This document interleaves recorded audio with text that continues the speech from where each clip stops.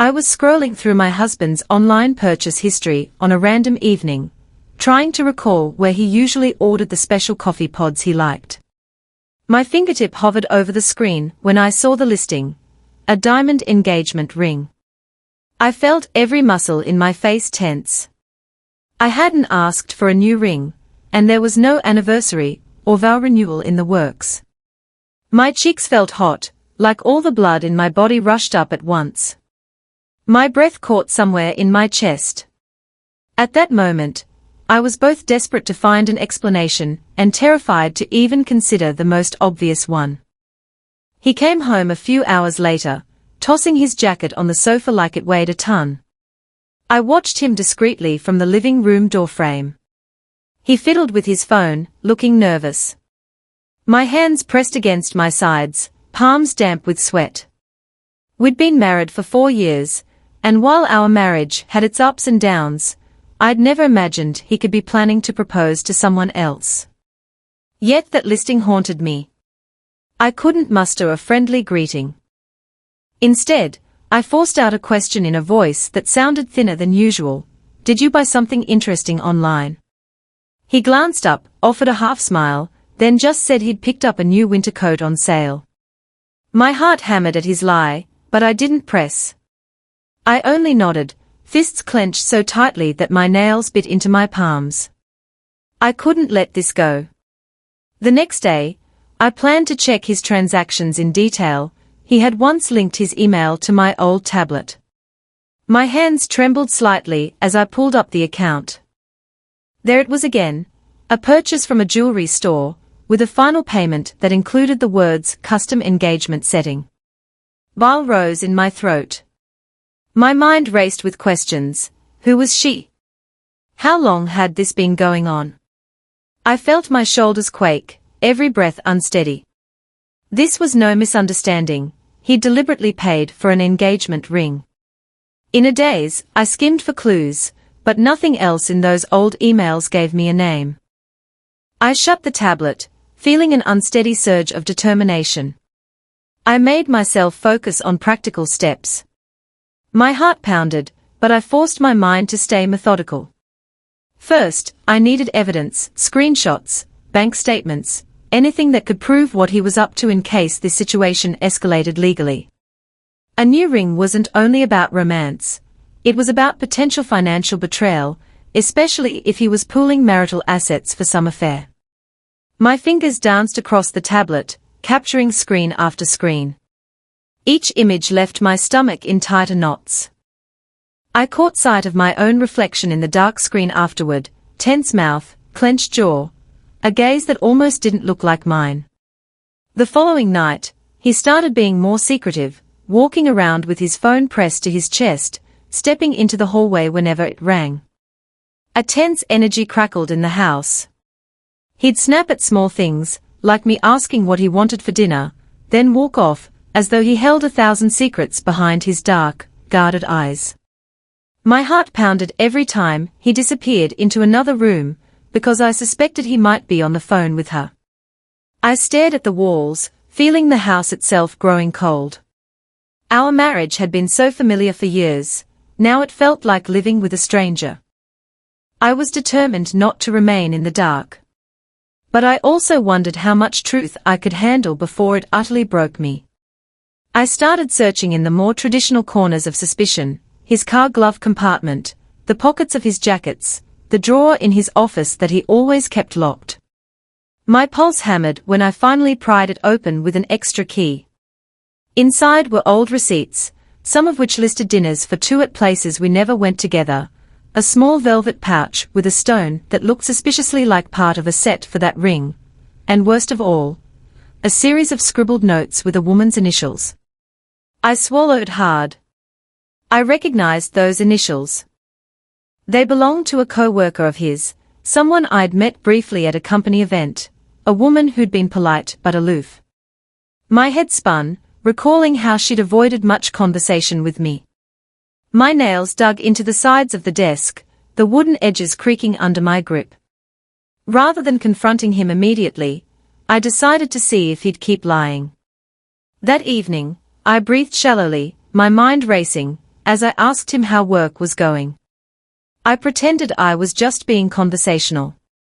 He scratched his ear, avoided looking at me, said it was the usual. He asked if I'd fed the cat. My jaw tightened, but I forced myself to smile. If he lied again, that was one more piece of evidence in my mental file. I said yes, that I'd fed the cat, and he disappeared down the hallway without another word. I needed to ensure I was prepared financially if I chose to leave him, or if he filed for a divorce first. We'd both contributed to the house. Our savings were still in a joint account, though he had more discretionary funds than I did. If he was spending that money on a ring for someone else, that was a serious betrayal and, potentially, something I could use in court. But it wouldn't be simple. I'd need a lawyer who could navigate this properly. I sat up late, scanning legal forums on my phone. Each time I blinked, I imagined the ring, shining proof of his deception. My stomach churned. No matter how furious or devastated I felt, I still had to be smart and cautious. That weekend, he packed a small bag, claiming he needed to attend a work seminar a few hours away. His tone was casual, but he avoided my gaze whenever I tried to meet his eyes.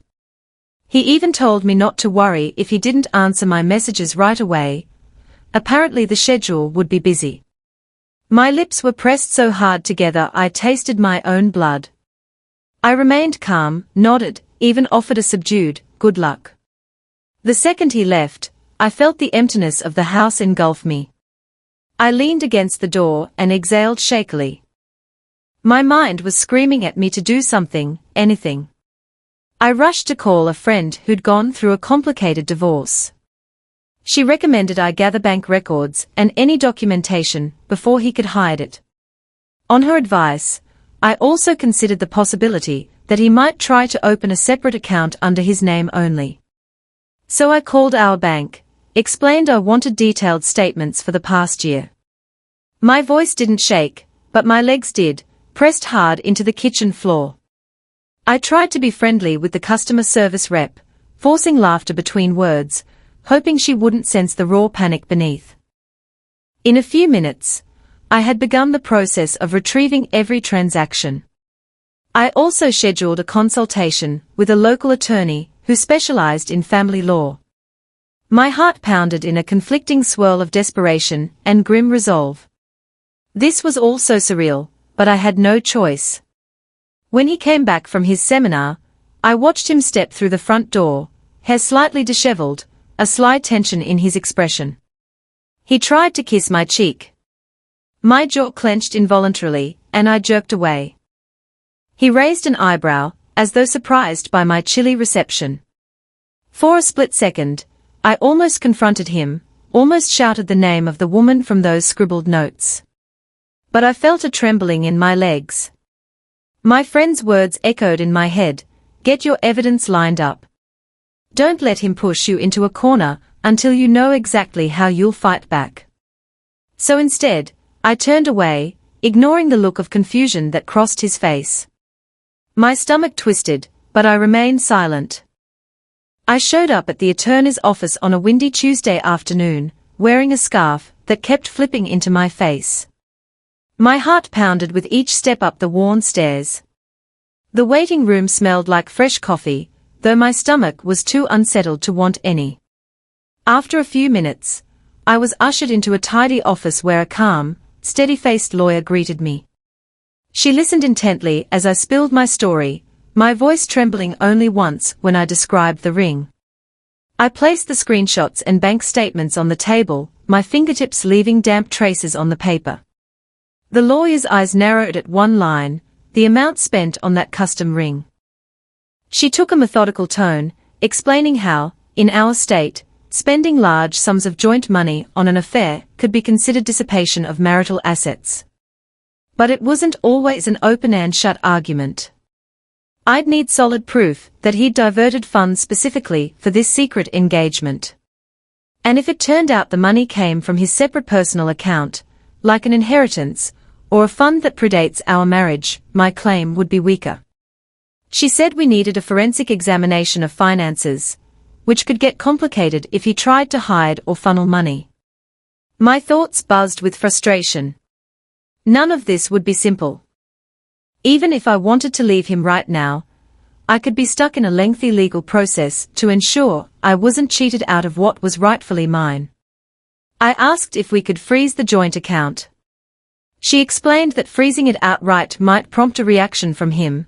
He might take steps to secure his own assets first, especially if he suspected I was ready to fight. We had to be strategic. My stomach tightened with impatience. My knee bounced under the table. But I understood that a hasty move could backfire. We agreed that her office would prepare a potential motion to freeze assets if we had evidence he was transferring marital funds in larger amounts. For now, I left with a stack of papers outlining the next steps, feeling simultaneously empowered and terrified. I tucked them carefully into my bag, as if they were precious documents that could protect me from the unthinkable future ahead. That night, I approached him when he got home. My nerves were on a razor's edge. He was in the kitchen, rummaging through the pantry for a snack. I stood by the counter, heart pounding. My hands gripped the corners of a chair to keep from shaking.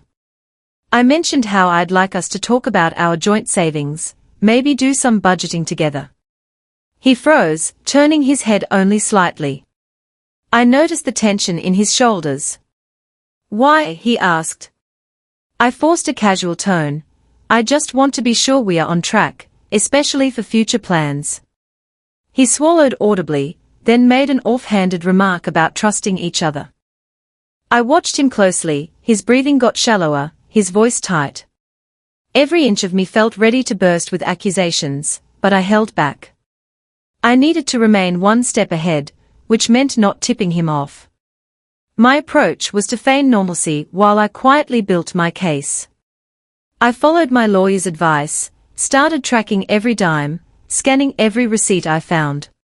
Late at night, I'd sit on the couch, the only light coming from my phone screen, as I compared timestamps of his credit card usage with the text messages he'd sent me. The mismatch was jarring. He claimed to be working late, but the charges showed a late dinner for two at an expensive restaurant. My teeth pressed into my lips so hard I tasted blood again. A swirl of anger and betrayal coursed through my veins. It took all my willpower not to drive to wherever he was and cause a scene. But I kept my eyes on the bigger picture, solid, undeniable proof that would hold up if everything crashed into legal battles. In the midst of this, a twist came I never saw coming. One afternoon, I was sitting at my desk, sifting through yet another set of statements, when I received a call from an unknown number. The person on the line introduced herself as the woman whose initials I'd found in his papers. Her voice shook with anger, but also with a strange desperation. She said, "I need to talk to you. I know you're his wife." My mouth went dry. She insisted we meet in person, claiming things were far more complicated than I realized. Part of me wanted to hang up right then, but the combination of fear and curiosity pinned me to the seat.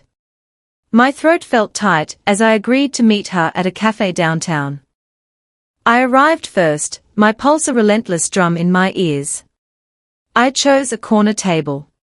Every time the door opened, I jerked my head up, certain it was her.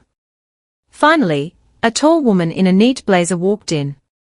Her eyes flicked around the room until we locked gazes. She walked over quickly, and as she sat, her lips pressed into a thin, tense line. She didn't need to confirm who she was. I recognized her from that company event. She wasted no time explaining. "He told me you two were divorced months ago." My nails dug into my palm. My jaw clenched so hard I worried a tooth might crack. She went on, her face pale, that she'd been manipulated into believing he was legally single. He'd shown her fake documents, even brandished something that looked like finalized divorce papers. When she discovered inconsistencies, she started doing some digging of her own. She realized the entire story was a lie. He'd never been divorced at all. She unclasped her handbag, pulled out a photocopy of those papers. My eyes scanned them. They were shockingly close to authentic, but the dates were wrong, the judge's signature obviously forged. My heart hammered, not just from betrayal but from the revelation that he was forging legal documents. This wasn't just infidelity, it bordered on criminal activity. I stared at her, noticing how her fingers trembled around the edges of the photocopy. My skin prickled with a strange sympathy. She admitted she was furious, felt humiliated, and wanted nothing to do with him anymore. She apologized to me, tears brimming in her eyes, saying she had no idea. I believed her, the heartbreak in her expression seemed genuine. She also mentioned something else. He'd been asking her about opening a new joint account under her name for future wedding expenses. My stomach dropped. He was probably setting up a financial funnel so he could siphon out money without my knowledge. Or maybe, once we divorced, he planned to marry her immediately with those funds. Either way, it was twisted beyond anything I'd imagined. She left me with an apology and contact details, suggesting we cooperate if things escalated. The entire conversation played out like a surreal fever dream. Only afterward, sitting alone in the cafe, did the full gravity sink in. He wasn't just being unfaithful, he'd constructed a labyrinth of lies, forging documents, planning a whole new life. I felt a numbness settle in my limbs as I stared at the half-empty cup of coffee, my reflection rippling in the dark liquid. I headed straight to my lawyer with the new revelations. Her brows shot up when I laid out the forged divorce papers. She ran a hand over her mouth, muttering that this wasn't just an affair case anymore, it was potential fraud. If I decided to proceed with legal action, we could pursue an annulment or divorce citing extreme deception, and we could also consider criminal implications if we had enough proof of the forgery. But all this meant his defense would be brutal. She warned me that once we forced his hand, he might escalate quickly, drain accounts, vanish, or even threaten me legally, claiming I was harassing him. My entire body felt on edge as she spoke. The complexity of this fight seemed huge, yet how could I back down? We began preparing for the worst. She helped me gather statements, depositions, and even a notarized affidavit from his now ex-fiancé, describing how he'd tricked her. We decided that if we were to freeze accounts, we had to do it swiftly and with airtight grounds. My head spun at the barrage of legal details, from the motions to the possible subpoenas for phone records, from the need to show marital misconduct, to proving he'd used joint funds. I left the lawyer's office feeling like I was gearing up for a war. My stomach churned with a potent mix of anger and grim determination. I was done waiting. I was done feeling like a victim. That night, I confronted him in the living room. My hands shook with adrenaline. He'd just turned off the TV, the light from the screen still flickering against the dark walls. I said I knew about the ring, the affair, the forged divorce papers. The color drained from his face. He stammered, tried to deny it, but I cut him off, voice trembling with rage. The sight of him cowering, searching for any escape from the truth, ignited a fervor in me. My hands gripped the edge of the coffee table, knuckles white. He attempted to pivot into anger, claiming I was spying on him, that I was invading his privacy. My lips parted in disbelief. I let out a short, hollow laugh, feeling my chest rise and fall with labored breaths. I told him I was consulting a lawyer, and if he tried to hide or move money, we'd go to court. His gaze darted around, like a trapped animal looking for an exit. He tried to explain himself, stuttering about how our marriage had lost its spark, how he needed more.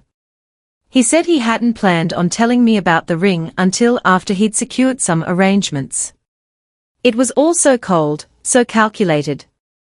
The disgust and heartbreak that coursed through me felt scalding. I told him to get out.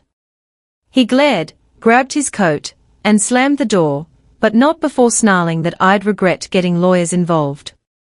My entire body shook, tears finally bursting from my eyes, as the echo of the door reverberated in the empty hallway. I spent the next few days in a blow of preparations. My lawyer filed a motion to freeze our joint bank accounts, citing possible fraud. This required immediate court intervention, and we had to present evidence of his deceit. The procedure wasn't simple. The court demanded affidavits, thorough financial disclosures, and clear indications that he was using marital funds illicitly. But we had enough suspicious transactions, plus the statement from his would-be fiancé, to convince the judge there was a real risk he'd drain everything if we didn't act. The tension in that courthouse was suffocating. I clutched the handle of my bag so tightly my hand cramped.